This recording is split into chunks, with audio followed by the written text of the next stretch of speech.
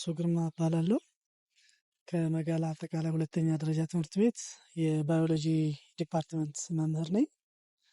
ያው እንግዲህ አሁን ምርቱ ወደ አራተኛ ተርም ላይ ነው ያለነው። ከዚህ በፊት የጀመርነው በድንችና ቀይ ስር ነበረ። ድንችና ቀይ ስር በግምት ወደ 20 ኩንታል የሚሆን ከዚህ በፊት አግኝተናል። በሁለተኛ ዙር ደግሞ ወደ ቀይ ስር ነው። ቀይ ስር እንደዚሁ ወደ 15 ኩንታል የሚሆን አግኝተናል። ሶስተኛው ክረምት ላይ ጤፍ ነው የዘራነው። ጤፍ ወደ 6 ኩንታል የሚሆን አግኝተናል። አሁን ደግሞ አራተኛው ዙር ይኸው እንደምታዩት የጥቅል ጎመን ነው ያደረግነው።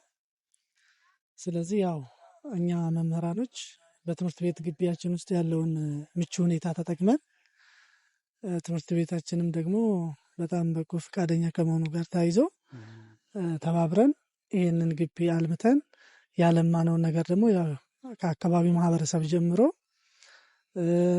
መምህራን እንዲሁም የጥበቃ ሰራተኛንም ጭምር ጨምሮ አጠቃላይ ሰራተኛው ከዚህ ተጠቃሚ እየሆነ ነው ያለው ማለት ነው። በተመጣጣኝ ዋጋ እየተጠቀሙ ነው። ከዚህም አልፎ ያው ለገበያ ወደ ማውጣት ደርሰናል ማለት ነው። እንደምታዩት በአይሱዚም እየተጫነ አካባቢው ላይ የከተማችንን የኑሮ ሁኔታን የማረጋጋቱ ስራ ላይ ትልቅ አስተዋጽኦ እያደረገ ነው ያለው ማለት ነው።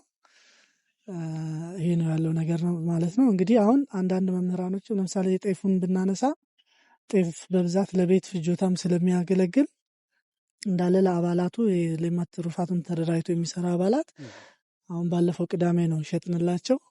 እነሱ አሁን ያንን በተመጣጣኝ ዋጋ ወስደው ተጠቃሚ እየሆኑ ነው ያሉት ማለት ነው። ስለዚህ ይሄ ምርት ደግሞ አጠቃላይ ተጠቃሎ ሲነሳ ቀጣይ ከዚህ ከሰኔ መጨረሻ ሐምሌ ነሐሴን ደግሞ ሌላ ተርም አቅደናል። እሱም ደግሞ በዛ መንገድ የምናስገድ ይሆናል ማለት ነው። በጣም አሪፍ።